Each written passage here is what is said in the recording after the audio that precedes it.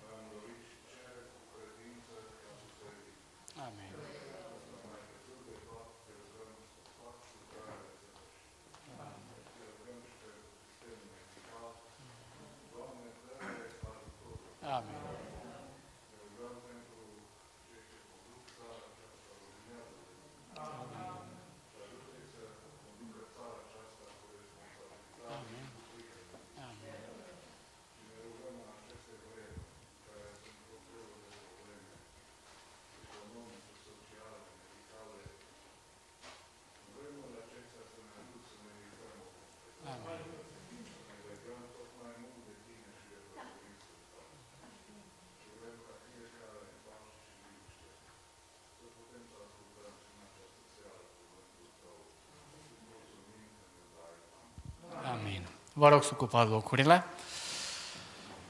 În mod normal, joi de joi stăm împreună în jurul cuvântului lui Dumnezeu și îl studiem, luăm câte o carte din Scriptură și o studiem. În seara aceasta, tot în jurul cuvântului lui Dumnezeu vom fi, dar într-o altă formă. După cum vedeți pe ecran, suntem într-o seară de apologetică și avem invitați deosebiți în mijlocul nostru, doi în mod fizic prezenți cu noi, dar în același timp pe undele internetului din Statele Unite ale Americii va veni un alt invitat.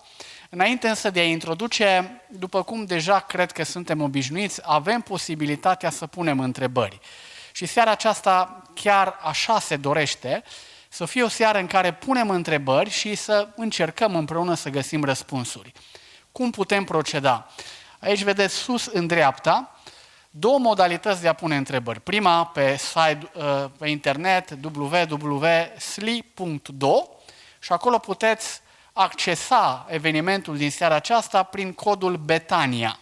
Da? Suntem obișnuiți, deja avem un an de zile când lună de lună intrăm pe astfel de modalități de comunicare sau direct pe telefonul afișat pe ecran puteți pune întrebări. Lucrul acesta se va face pe măsură ce vom fi expuși la anumite adevăruri din Sfânta Scriptură, adevăruri apologetice. Dar ca să nu mai pierdem vremea, pentru că deja avem un invitat pe internet, pe calea undelor ne așteaptă să-l vedem, aș vrea să introduc pe cei care sunt aici prezenți cu noi. dr. Caius Obiada de la Apologet Baptist și conducătorul Institutului de Apologetică Vox Dei și dr.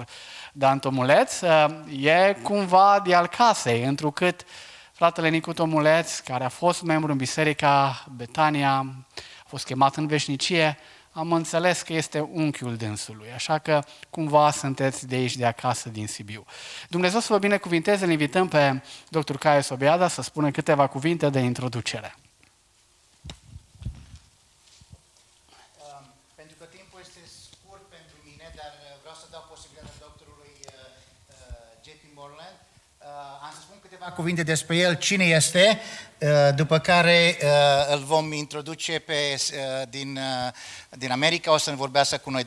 Doctorul J.P. Moreland este unul dintre primii 50 filozofi ai lumii. Este un filozof și este creștin. Este unul de al nostru. El este un teolog, este un apologet, este un profesor la Universitatea din Talbot, Biola University în California. A scris peste 30 de cărți, a fost în multe universități, a avut debates, a avut dezbateri în peste 175 de întruniri ale tineretului universitar. Dânsul este o personalitate în America și mai ales în apărarea credinței. Și în seara aceasta va vorbi despre existența lui Dumnezeu. Dr. Moreland, welcome to Romania. Can you see me? Can you hear me? I bring you greetings from your brothers and sisters in Los Angeles. Thank you. You're welcome. Dr. Moreland a avut o operație recentă și este în recovery.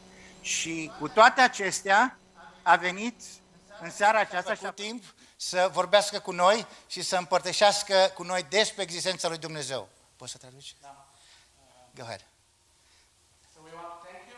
Dr. Moreland, for being able to come and share the thoughts that you have for us, even though you are in a period of recovery. We do appreciate that you took this time apart for us, to be a blessing for our brothers and sisters from Romania, and we're looking forward to hearing you, what you have to say from now on. Thank you so much. It's my privilege.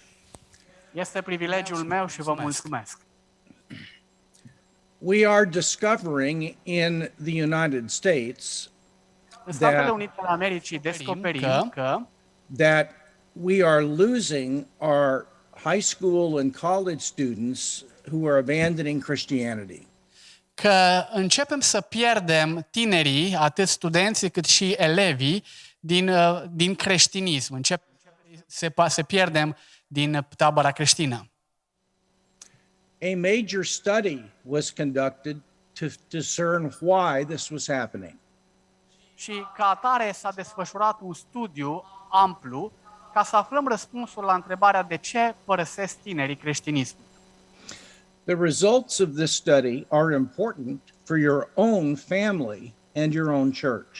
Rezultatele descoperite în urma acestui studiu sunt importante atât pentru familiile dumneavoastră, cât și pentru biserica dumneavoastră. What was discovered is that we are not teaching why we believe what we believe. We are only teaching what to believe. S-a descoperit că i-am pierdut pe tineri și pentru că le spunem doar ce să creadă, dar nu le spunem și de ce să creadă ceea ce credem. As our young people grow up, they confront a secular world and they don't know how to respond to the questions and criticisms they get. Și pe măsură ce tinerii noștri cresc, ei pășesc într-o lume secularizată și nu au răspunsuri la întrebările cu care se confruntă legat de credința lor.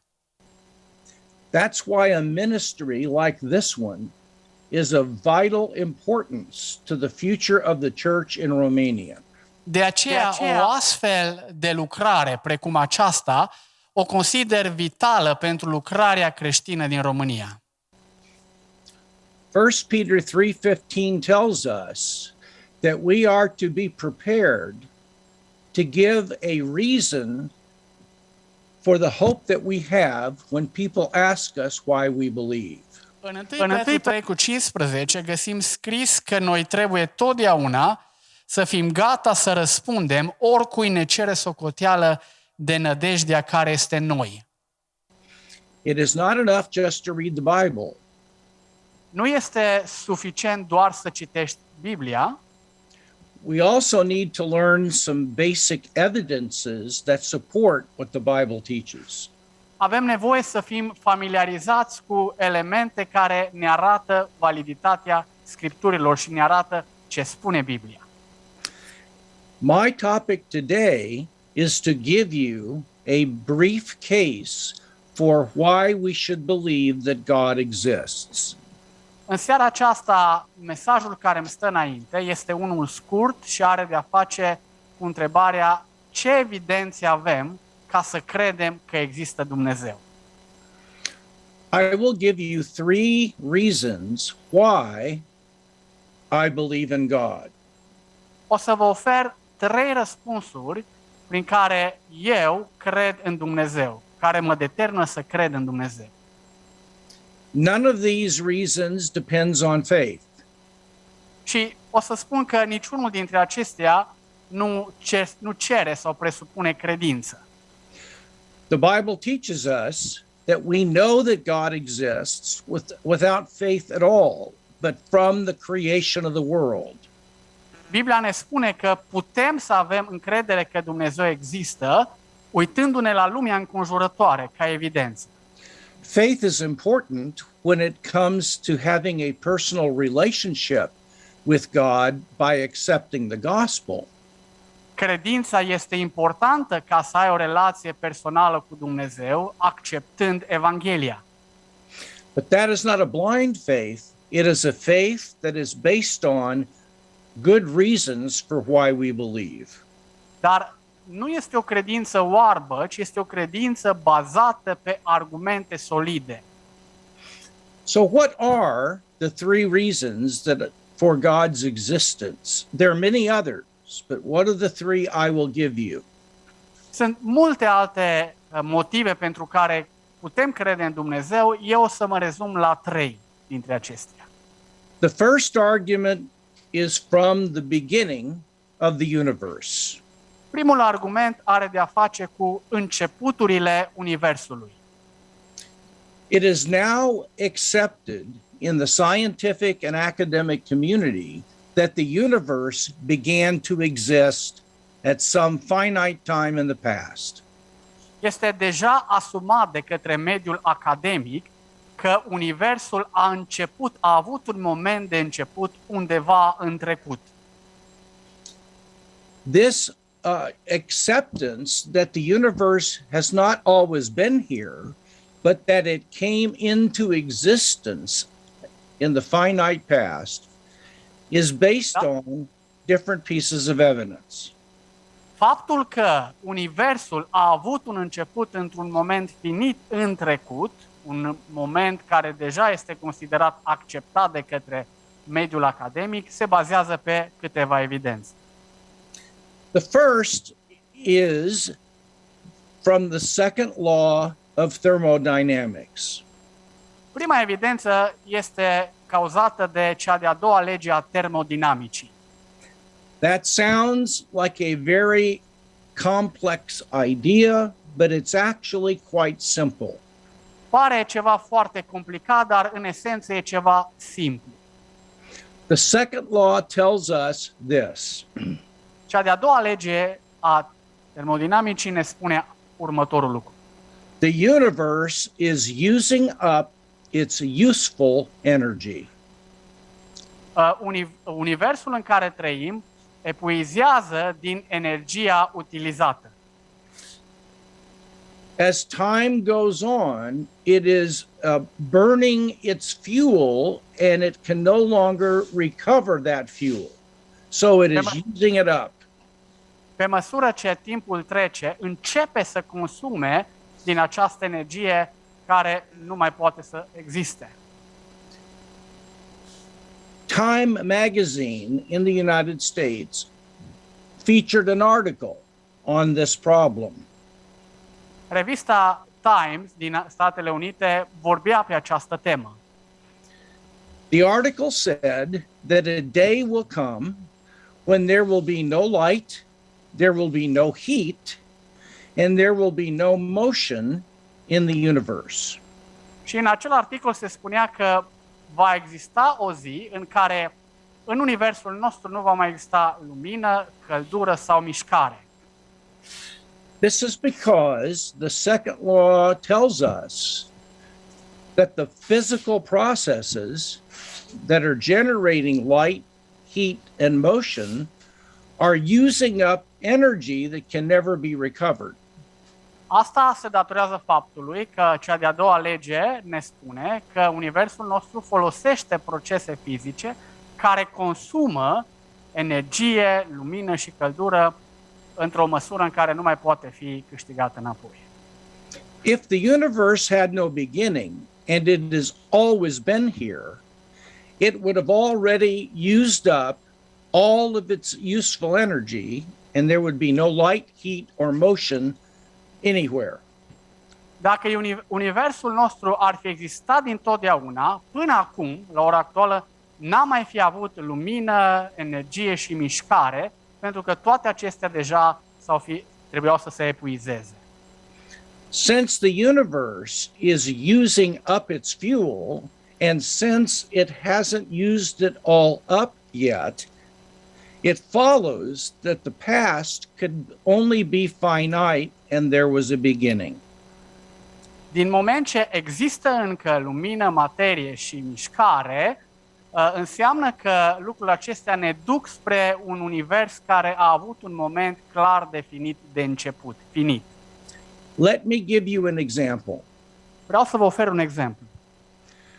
Suppose I had an automobile and I filled it. Okay, go on, please. And I filled it with gasoline and I welded the gas tank closed. Să spunem că am o mașină și în mașina aceasta am pus benzină și la un moment dat am umplut mașina, am închis capacul rezervorului. We have a full tank of gasoline, but no more gasoline can be added any longer. Am umplut mașina, rezervorul mașinii, am strâns capacul, e plin rezervorul, dar nu mai pot pune înăuntru benzină. Suppose also that at that moment we turned the car on and let it idle. Să spunem că pornesc mașina și dau drumul motorului să funcționeze. Suppose a little bit later you went up to the car and you found that it was still turned on and using gasoline. Și la un moment dat te reîntorci la mașină, motorul care merge și te uiți și încă este acolo benzina în mașină. You know that the car was filled up and closed, so no more gasoline could be put in when the ignition was turned on. În momentul când ai dat drumul, ai rotit cheia, știi că ai avut rezervorul plin, dar nimeni n-a mai pus înăuntru benzină. If you saw the car that was still running and using gasoline, what could you conclude? Dacă ai vedea că mașina merge și ar folosi benzina, la ce concluzie ai ajunge? You would know, for example, that the car had not been using fuel for 50 years. Ai putea spune că mașina aceea n-a folosit benzina timp de 50 de ani. Because had the car been turned on 50 years ago, it would have long ago used up all of its fuel and would no longer be running. Pentru că dacă ai fi dat drumul la mașină în urmă cu 50 de ani, îți dai seama că până atunci, până în momentul de față, tu ai fi rămas fără benzină dacă ea ar fi mers singură. In fact, if you found that the car was still running, you would know that it had had its fuel put in no longer than, say, 2 days ago. Dar dacă ai vedea mașina că merge, ai ajunge la concluzia că, cu siguranță, ai pus în mașină benzină acum 2 zile sau nu mai mult de 2 zile. Altfel, s-ar fi epuizat benzina. One thing would be a certainty, that is that the car could not have been using its fuel throughout a beginningless, infinite past. Un lucru e sigur, că mașina aceasta n-ar fi putut folosi benzina la infinit, să fi mers de infinit, să nu există un moment de început. We would know that not long ago, gasoline had been put into the car, sealed off, and it had been using up that fuel for a few days. Am ști dacă mașina merge că înăuntru ei a fost pusă benzină și de 2-3 zile, câteva zile, a fost umplut rezervorul de benzină. The universe is like that automobile. Universul se aseamănă cu mașina de care vă spuneam. It is using up its fuel in the form of generating light, heat, and motion. În același fel, Universul, pentru a genera lumină și mișcare, folosește energia și ea se consumă.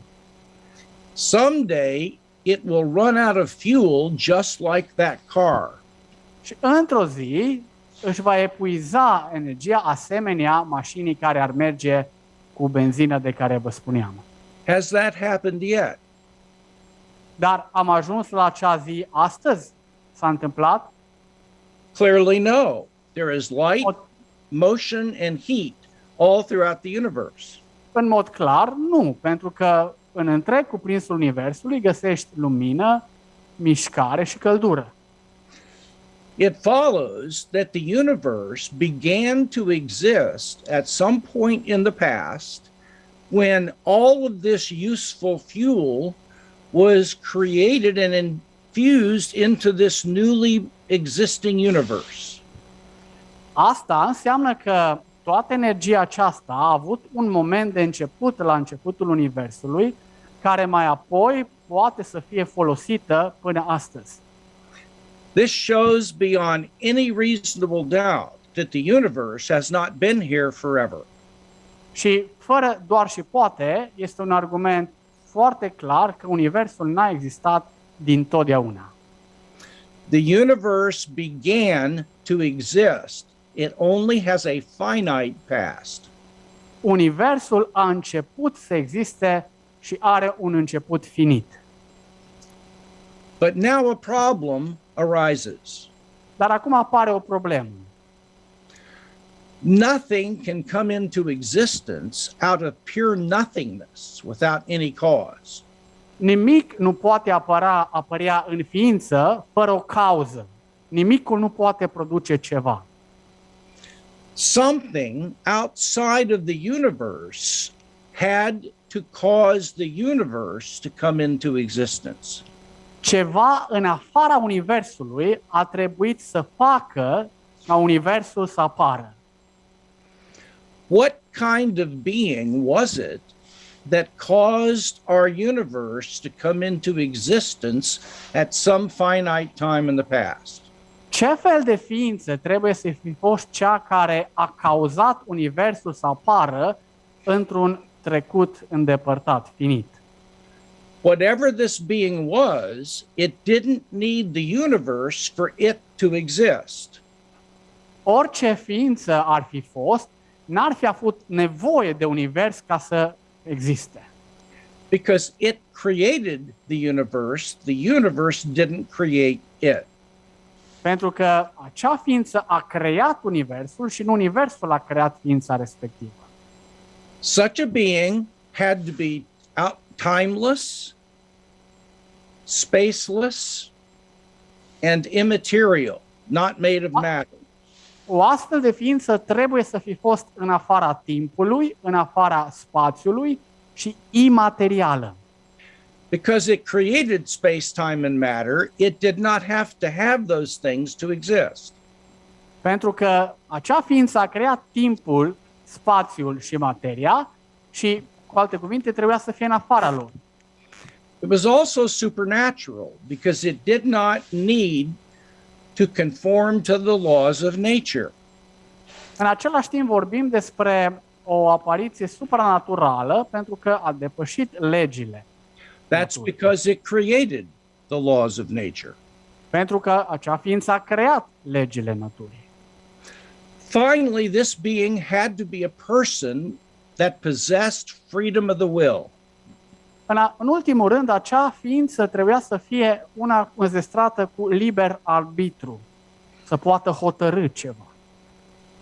If it didn't have free will, then it would have been determined to cause the universe by something prior to it. Dacă n-ar fi avut libertate, liber arbitru, libertate de a crea, înseamnă că acea ființă a fost determinată de altceva sau altcineva să facă universul. But then that factor that caused this being to create the universe would itself need something to cause it that was prior to it. Dar acea persoană sau acea forță care a determinat creatorul să formeze universul, la rândul ei ar fi avut nevoie de altă persoană sau altă forță să determine crearea. Only a free agent is capable of producing an effect without anything causing it to do so. That's what it means for it to be free. Doar un agent cu liber arbitru, cu libertate de a alege, nu se supune determinării cineva să-l forțeze să facă lucrul acela. The best explanation for the origin of the universe, then, is it was brought into existence by a timeless, spaceless, immaterial, supernatural person, and that is God. Astfel, cea mai bună explicație pentru existența Universului este că acesta a fost adus în ființă de cineva în afara timpului, în afara spațiului, în afara materiei, în mod supranatural și înzestrat cu liber arbitru, și această ființă noi o numim Dumnezeu.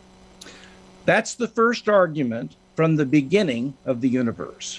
Acesta este primul argument în ce privește începutul Universului. The second argument is from the fine-tuning of the universe. Al doilea argument are de a face cu reglajul fin care se găsește în universul acesta. Scientists have discovered somewhere around 100 constants of nature. Oamenii de știință au descoperit în jurul nostru că sunt undeva la 100 de constante în univers. What is a constant of nature? Ce înseamnă o constantă a naturii? It is something scientists have discovered for which there is no further scientific explanation. Este ceva ce au descoperit oamenii de știință și legat de acel lucru, ei au ajuns la concluzia că nu este nimic în spatele acelui lucru. Nothing physical causes a constant of nature to be what it is. Nimic fizic nu cauzează natura să existe în felul în care există acum. Example, Vă dau exemple. the specific charge on an electron. Încărcătura electronului specifică este un astfel de exemplu. Or the rest mass of a proton. Sau masa protonului. The value of the force in the nucleus of an atom. Sau valoarea forței din atom. The value of the strength of gravity in the universe. Sau valoarea puterii forței gravitației din univers. And the rate of acceleration as the universe expands. Sau rata de extindere cu care se dezvoltă universul. These and 100 more of them have been measured to 7 or 8 decimal points. Decimal points? Decimal. Aceste constante au fost măsurate până la zecimale. 10 mai departe, numere, da? Zecimale. We know very, very precisely the values of these 100 constants, like the mass of a proton and the charge of an electron. We know those Și values. cunoaștem cu exactitate valoarea acestor constante, cum ar fi încărcătura protonului și celelalte expuse până acum. Now, here is a discovery that have caused a number of atheists to convert to belief in God.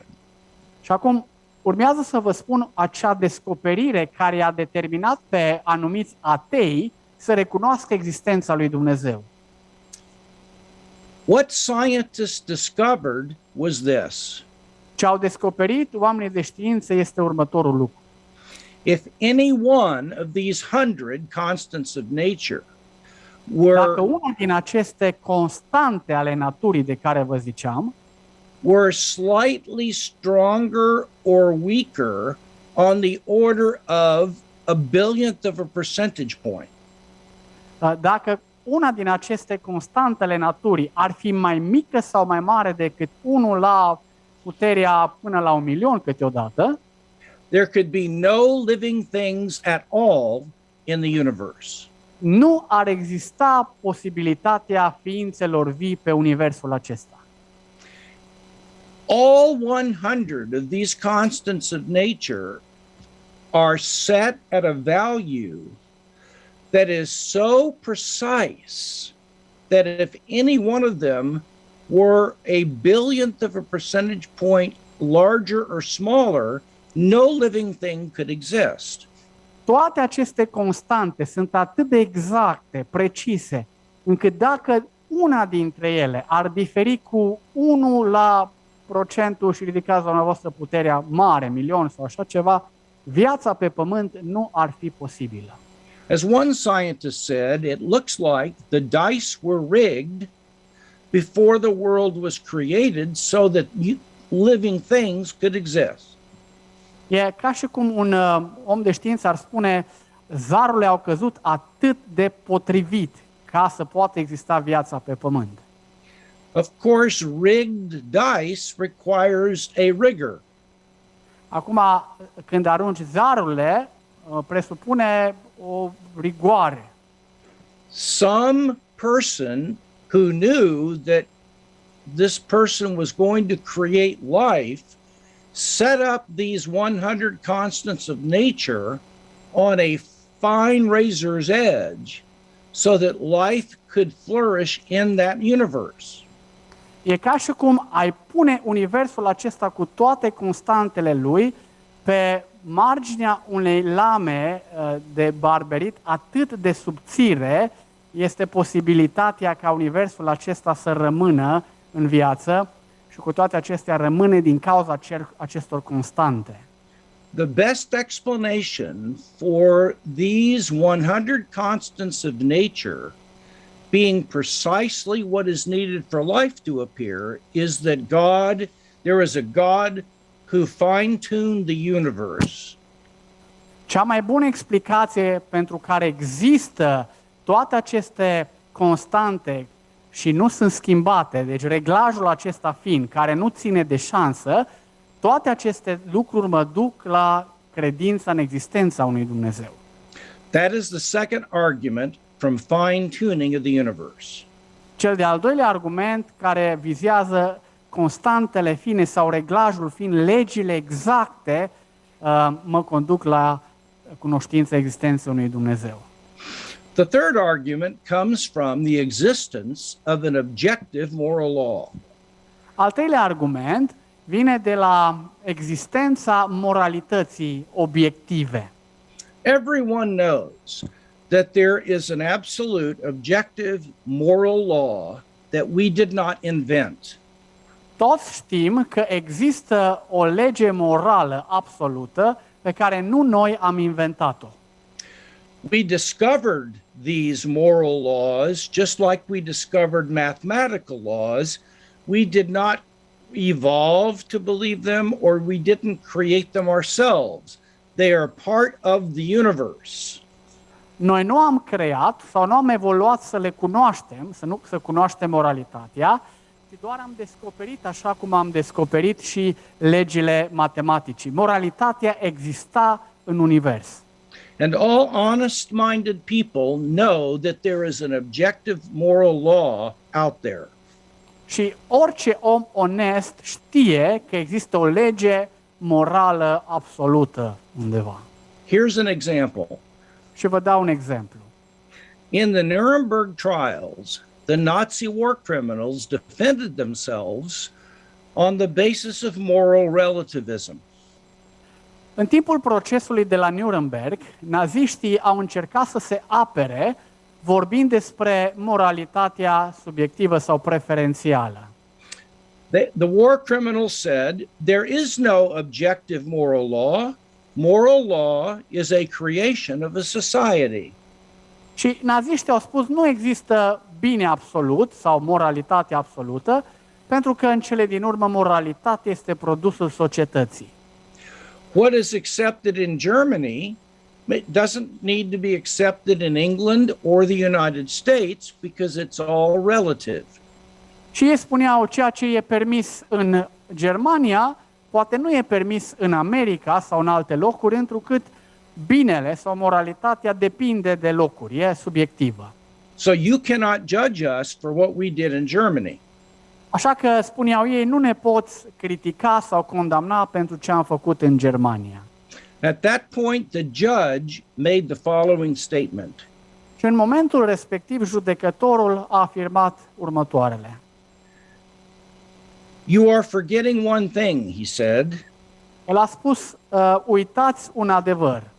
There is a law above the law. Există o lege deasupra legilor. What did he mean? La ce se referea? Above culturally invented laws in Germany and so on, there Deasupra is, legilor inventate sau făcute în Germania sau în alte locuri există there is an objective moral law that is absolute truth, and we use it to judge the Germans. Există o lege deasupra legilor omenești care este absolută și ne permite legea aceasta să judecăm ce s-a întâmplat în Germania nazistă. The problem is, where did that moral law come from? Dar mergem mai departe cu întrebarea, dar de unde vine legea asta morală, care e deasupra tuturor legilor? It surely did not come from the laws of physics and chemistry. Cu siguranță legea morală n-a venit din legea chimiei sau legea naturală. It could not have come from evolution. Sau nu a putut să fie rezultatul evoluției. Why? De ce? Because science can only describe what is the case. It cannot tell us what ought to be the case.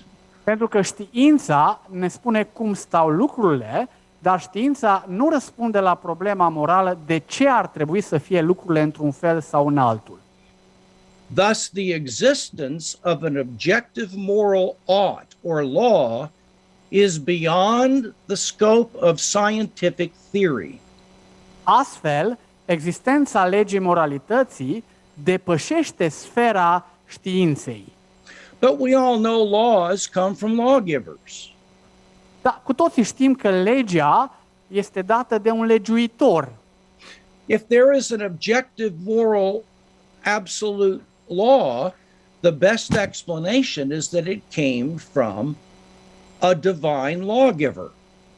Dacă există o lege a moralității absolute, cea mai bună explicație este că legiuitorul sau dătătorul legii este unul absolut și anume Dumnezeu. The existence of a good God who created the moral law explains part of the problem of evil. Existența unui Dumnezeu bun care a creat moralitatea sau dat legi cu privire la moralitate poate să ne ajute să explicăm și problematica suferinței și a răului. Can you have a defective carburetor in your car? Să spunem că în mașina ta ai un carburator defect. Can you have a bad television that doesn't work well? Sau poate un televizor care nu funcționează bine. Well, of course you can. Cu siguranță poți să te întâlnești cu astfel de situații. When we say the television is a bad television, Când what are spunem we că saying? televizorul e rău, sorry, go We are ahead. can I go on? Please. We are saying it isn't working the way it's supposed to work.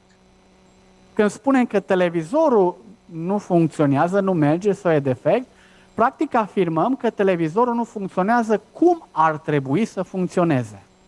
It's bad, it's broken, it's not working the way it's supposed to. E stricat, e defect, nu funcționează după felul în care ar trebui să funcționeze. But what does it mean to say it's not working the way it's supposed to? Dar când punem întrebarea aceasta, nu funcționează cum ar trebui să funcționeze, practic ce afirmăm? La ce ne referim? It means it is not working the way it was designed to work. Înseamnă că nu funcționează după felul în care a fost proiectat să funcționeze. If there is a designer of a television, then there is a way the television is supposed to work. Dacă cineva a proiectat acel televizor, înseamnă că televizorul ar trebui să funcționeze după felul în care a fost proiectat. If there is a way the television is supposed to work, then there could be an evil or bad or broken television. Dacă există un fel în care televizorul ar trebui să funcționeze și nu funcționează, putem spune că există și o posibilitate negativă de a funcționa, dar nu funcționează după proiect. Thus, the existence of evil or badness or brokenness makes sense only if there is a designer. Așa că atunci când vorbești despre rău, suferință sau defect, face sens întrebarea aceasta numai dacă în spate te gândești la un proiectant. If there is no God, there can be no evil. Dacă nu există Dumnezeu, nu poți să definești corect răul. This does not explain why specific evils happen, Asta nu ne explică de ce anumite rele specifice se întâmplă, but it shows that the atheist has a bigger problem of evil than those who believe in God. dar ne arată că ateii au o problemă mai complicată în a explica de ce există răul, suferința, nedreptatea decât creștinii. Without a designer God, there just is no way things are supposed to be. And if that's true, there can't be any evil or behavior that is the way it shouldn't be. Dacă n-ar fi un Dumnezeu, n-ar fi un proiectant, nu poți să vorbești de ceva rău. Nu ai un standard la care să te referi și atunci nu poți să vorbești de existența răului în cele din urmă. This is my brief case for the existence of God, the beginning of the universe, Aici rezum cuvântarea mea despre existența lui Dumnezeu, pornind de la faptul că Universul are un început, the fine-tuning of the universe, legile exacte și reglajul fin al Universului and the existence of an objective, absolute moral law. și existența moralității absolute, un alt argument. To show why Christianity is to be preferred to Islam or other monotheistic religions, Dar ca să arăt că creștinismul este de preferat în detrimentul islamului sau al altor credințe monoteiste, you have to turn to the historical evidence that the New Testament documents are reliable and Jesus rose from the dead. ai nevoie să citești Scriptura, Noul Testament și elementele istorice care argumentează adevărul referitor la învierea lui Hristos. This sets Christianity apart from any other monotheistic or non-monotheistic religion. Adevărurile acestea legate de învierea lui Hristos diferențiază total creștinismul de oricare altă credință monoteistă. I would like to spend the next 15 minutes entertaining questions that you may have. Următoarele 15 minute aș dori să le petrecem discutând câteva din întrebările pe care dumneavoastră le puteți avea. I already have some questions that those around they asked us. So if that's okay with you, Yes. Dr. Moreland, I would like to ask those questions. Am primit câteva întrebări pe sli.do și cu codul Betania. One of the questions is like this. How can I be sure that I worship the right God? What would have happened if I grew up in another culture which denies the ways of Christianity, like, for instance, Muslim culture? And let me put it into Romanian language for those around us, and then I will ask you to answer, please. Întrebarea sună în felul următor. Cum pot fi sigur că mă închin înaintea adevăratului Dumnezeu? M-am născut în cultura aceasta, dar dacă m-aș fi născut, să zicem, în altă cultură care neagă creștinismul, probabil m-aș fi închinat unui alt Dumnezeu. Cum pot fi sigur că Dumnezeul la care mă închin este cel adevărat? First, you can be confident that you have accepted the true religion because you don't believe it only because you were born in a Christian context. Întâi de toate, ca să fii sigur și să ai încredințarea că ești în credința corectă, trebuie să nu te rezumi doar la ideea așa m-am născut. That might have explained why you began as a Christian in your childhood. Da, poate te-ai născut într-o comunitate credință și ai început în copilărie în creștinism. When you get older, though, things change. Dar pe măsură ce crești, lucrurile încep să se schimbe. You begin to realize that you believe Christianity now because of all the evidence that supports it. Și începi să fii convins de creștinism din cauza tuturor evidențelor care sprijină creștinismul. Other religions do not have that kind of evidence. În alte religii nu găsești asemenea evidențe. I asked a Muslim once why he thought the Quran was the word of God.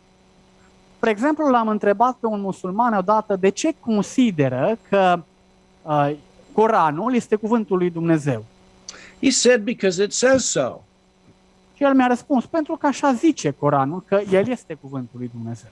Well, that's not a very good argument. Dar pentru mine ăsta nu e un bun argument suficient. He then said because the Arabic is so well done and Muhammad was a simple peasant. Și apoi mi-a spus, uite, lumea arabică pare să fie dezvoltată și Mahomed a fost la început un om simplu, un țăran, un om obișnuit. The problem is contemporary experts in Arabic say the Quran's grammar is very, very poor. It is not excellent Arabic. Și atunci, cu argumentul acesta că scrierea Coranului ar fi foarte elevată, deșteaptă, nu stă în picioare pe măsură ce se uită oamenii de știință la scrierea aceasta și observă că are probleme serioase de gramatică. If someone asks me why I believe the Bible is the Word of God, dacă cineva m-ar întreba pe mine de ce consider eu că Biblia este cuvântul lui Dumnezeu, I don't say because the Bible says so. nu a spune, păi cred că e cuvântul lui Dumnezeu, că Biblia afirmă că este cuvântul lui Dumnezeu. I appeal to evidence. Ci aș face apel la anumite evidențe. Things like fulfilled prophecy that is in the Bible. Spre exemplu, m-aș referi la profețiile spuse în Biblie care s-au împlinit. Archaeological and other historical evidences that support the reliability of the scriptures. Apoi aș face apel la descoperirile arheologice care susțin ceea ce s-a scris în Biblie. It is important for all of us to learn some of those evidences, even though we're not all scholars. E important să ne familiarizăm cu aceste evidențe, chiar dacă nu suntem toți oameni de știință.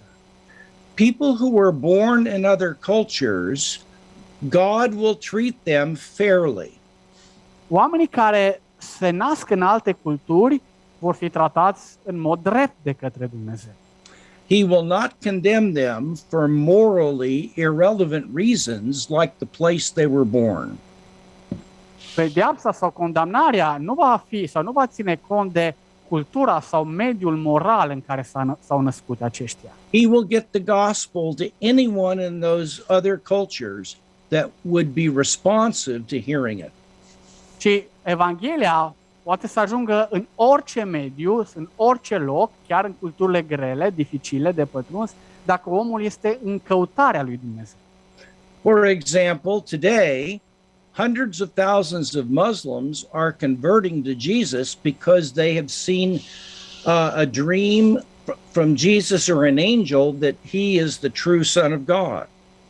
Spre exemplu, astăzi, mii și zeci de mii de oameni din lumea mahomedană se întorc spre creștinism prin anumite semne extraordinare pe care le văd, viziuni cu Iisus Hristos sau anumite experiențe de genul acesta.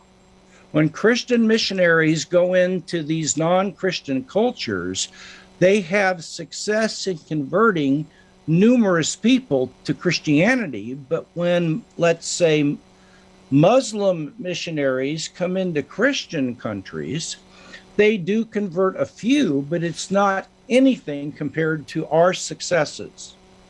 Și uitați-vă și la diferența aceasta când misionarii creștini ajung în medii, spre exemplu, mahomedane, răspunsul față de Evanghelie este mult mai mare comparativ cu misionarii, cu răspunsul față de misionarii islamici care pătrund în țări creștine.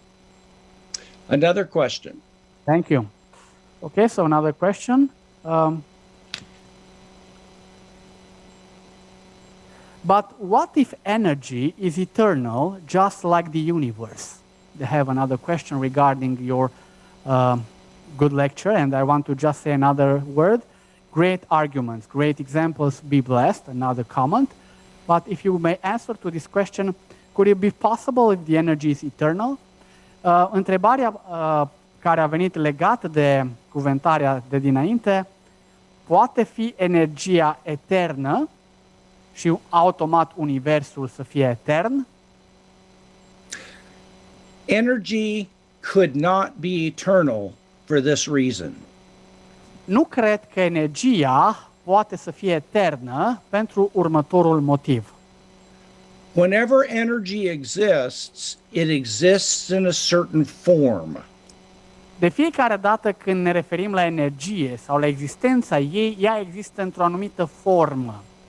And that form of energy is subject to the second law of thermodynamics. Acea formă a energiei se supune celei de-a doua lege a termodinamicii.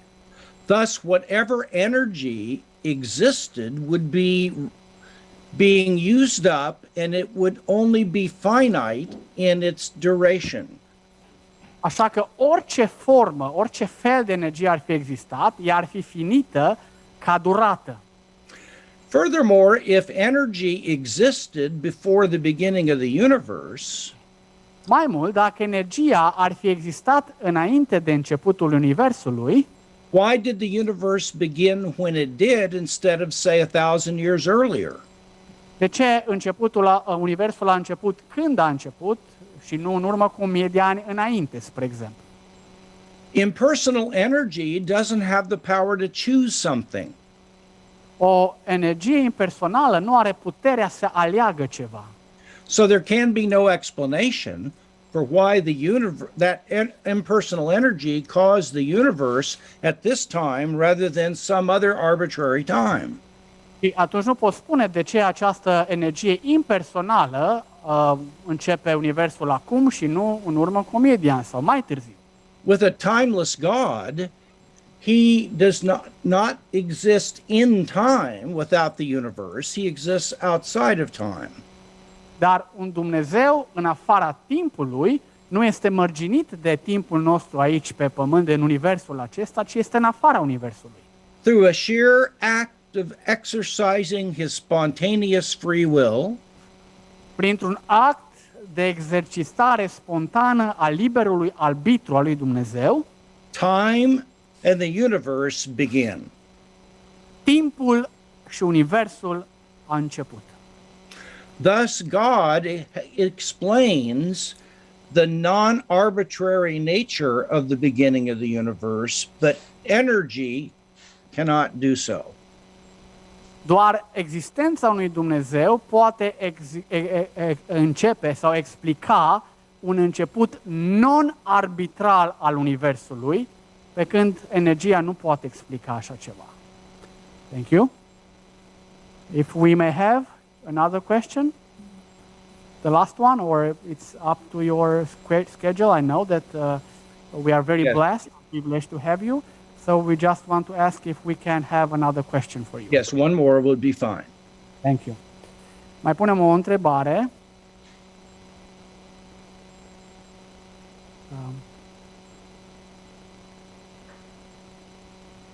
How can I be sure that God didn't create the earth and the universe and then just left the things to run on their own? Și întrebarea este, de unde putem fi siguri că, hai să zicem, Dumnezeu a creat Universul și Pământul și apoi s-a detașat de Pământ, de Univers și l-a lăsat să funcționeze singur? First of all, to know something doesn't require that you're sure. You can know things, and then you can come to know them more strongly through more study. Întâi de toate, să știi ceva nu înseamnă automat că ești sigur 100%. Pe măsură ce studiezi mai mult, ajungi să cunoști mai mult. So forget the idea of knowing something for certain. Așa că dă la o parte ideea aceasta de a ști ceva cu siguranță de 100%. Instead, just talk about knowing, which is a true belief that is based on adequate reasons. Așa că mai degrabă folosește întrebarea a cunoaște, pentru că aceasta presupune să aduni evidențe. So how can we know that God didn't just create the world and leave it alone from that point on? Deci cum putem ști, cunoaște că Dumnezeu nu doar că a creat Universul și apoi l-a abandonat lăsându-l singur, ci în continuare se implică? There are two ways we know this. Sunt două modalități prin care putem afla acest lucru. Number one, there is evidence that the Old and New Testaments are a revelation from God based upon historical facts, archaeology, fulfilled prophecy, and so on. Mai întâi de toate m-aș referi la scripturile pe care le avem, ca fiind revelația lui Dumnezeu, dovedite sau evidențiate prin mărturii arheologice, împlinirea profețiilor și alte argumente de felul acesta. Thus, I don't accept the authority of the Bible by blind faith based on good evidence that it actually is true. Așa că eu accept Scriptura nu doar ca o credință oarbă, ci am evidențe care mă conduc să o accept, ca fiind cuvântul revelat al lui Dumnezeu. The Bible teaches that God has intervened a number of times, and I have reason to believe that the Bible is true, and therefore the other view is false. Pentru că am ajuns la concluzia că Biblia este cuvântul lui Dumnezeu pe baza evidențelor, văd în Scriptură că Dumnezeu a intervenit și intervine în universul acesta. Secondly, I just wrote a book that is coming out in 2 weeks called A Simple Guide to Experience Miracles.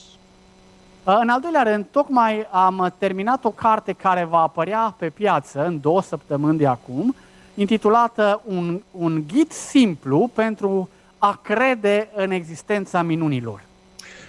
In there I document hardcore evidence throughout church history that there have been divine healings, divine answers to prayer, and other kinds of miracles that have happened hundreds and hundreds of thousands of times.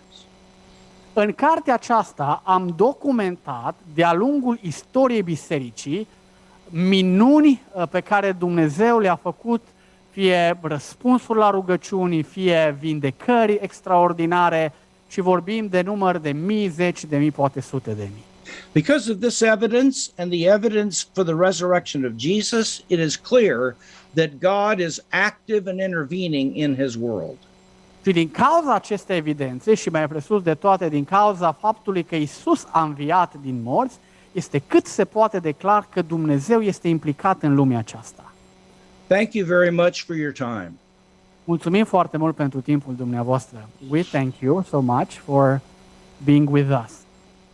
Moreland, thank you so much to take time to be with us.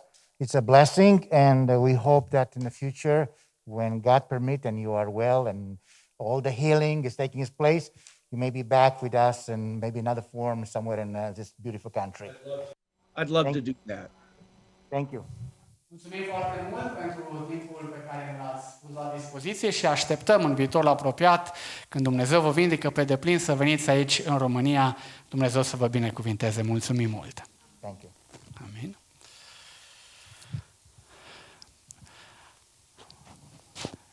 Mulțumim frumos pentru fratele s-a retras, el este profesor, ne-a acordat timpul acesta, îi mulțumim pentru cuvintele spuse, cuvinte care evidențiază încă o dată credința creștină ca nefiind oarbă. Noi nu credem doar așa că credem, ci avem evidențe. Aș vrea să continuăm părtășia noastră pe baza apologeticii. Avem invitați doi frați de noștri care pot răspunde mai departe la întrebările pe care le-a spus, dar cred că e bine mai întâi să cântăm împreună o cântare, ne înviorăm și îl lăudăm pe Dumnezeu, chiar dacă nu avem organism. Gelu, hai repede la pian. Cântăm o cântare care o cunoașteți. Te adorăm în fericire, Domn al gloriei cerești, ce cu raza de iubire inimile ne încălzești. Ca parte a închinării noastre, în mod voluntar, ne închinăm lui Dumnezeu și cu darurile noastre de bunăvoie. Poți afișa pe ecran, deja poți să schimbi. Conexiunea cu cei din Statele Unite ale Americii s-a încheiat și continuăm aici pe plan local.